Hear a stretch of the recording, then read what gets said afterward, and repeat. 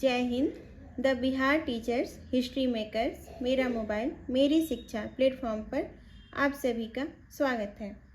बिहार माध्यमिक परीक्षा 2026 में बैठने वाले विद्यार्थियों के लिए सुपर क्रैश कोर्स के तहत गणित के अध्याय 11 ज्यामितीय रचना के प्रश्नावली 11.1 आज हम सीखेंगे। पिछली वीडियो में हमने रचना 11.1 सीखा था। तो शुरू करते हैं हम।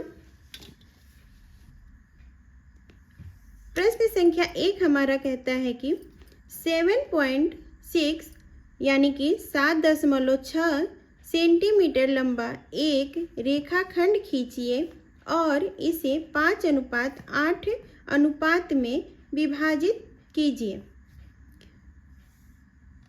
फिर दोनों भागों को मापिए। सबसे पहले हमें 7.6 सेंटीमीटर लंबा एक रेखाखंड खींचना है और इसे 5:8 के अनुपात में विभाजित करना है। फिर हमें क्या करना है, दोनों भागों को मापना है। ठीक है, शुरू करते हैं हम अपने स्केल और पेंसिल की सहायता से। पहले भी हमने आप लोगों को बताया था कि रचना हमेशा पेंसिल से ही बनाने का प्रयास कीजिए। सबसे पहले हम 7.6 सेंटीमीटर एक लंबी रेखाखंड खींचेंगे। देख सकते हैं आप लोग, 7.6 सेंटीमीटर एक लंबी रेखाखंड खींचे। इसका नामकरण कर देते हैं बिंदु ए और बिंदु बी। ठीक है, अब क्या करेंगे, हम बिंदु ए से नीचे की ओर न्यून कोण बनाती हुई एक किरण खींचते हैं।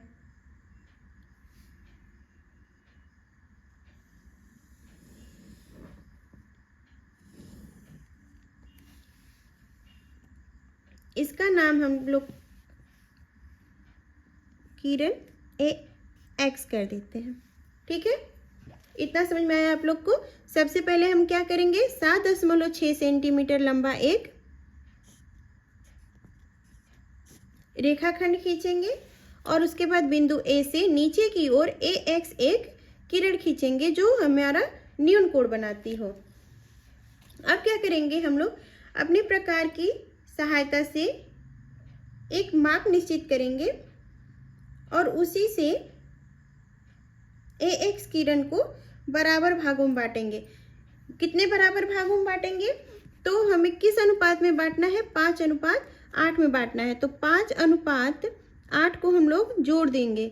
जोड़ने पे हमें क्या मिलता है, 13 मिलता है। तो हम इसे 13 बराबर भागों में बांटेंगे। ठीक है, इसे हम क्या करेंगे, 13 बराबर भागों में बांटेंगे।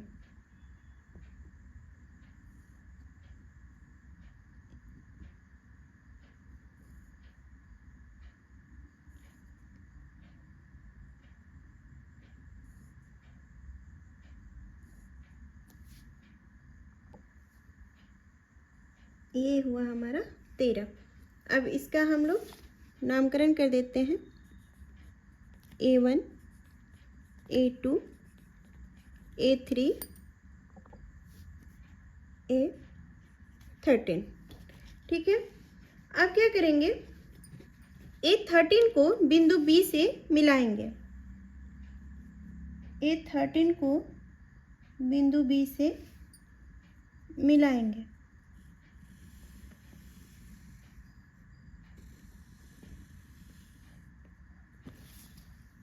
ठीक है, A13 को हमने क्या किया, बिंदु B से मिला दिया। अब नेक्स्ट क्या, हम अपनी फिर से प्रकार लेंगे और इससे एक माप निश्चित करेंगे। ठीक है, और A13 पर एक चाप काटेंगे। A13 पे क्या करेंगे, एक चाप काटेंगे और उसी माप का हम, चूंकि हमारा m अनुपात n क्या दिया है, 5:8, तो हमारा m क्या है, 5:8 यानी 5 है। तो हम क्या करेंगे, A5 पर एक चाप काटेंगे। ठीक है, A5 पर हमने एक चाप काटा, माप हमारा इक्वल हो।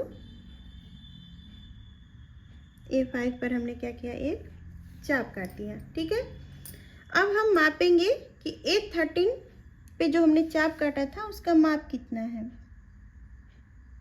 ये हमारा माप है। इसी माप का हम लोग जो चाप काटे हैं A5 पे, उस पे एक कट लगा देंगे। ठीक है,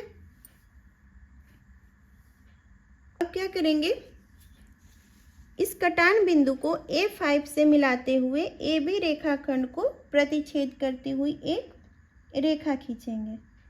ठीक है,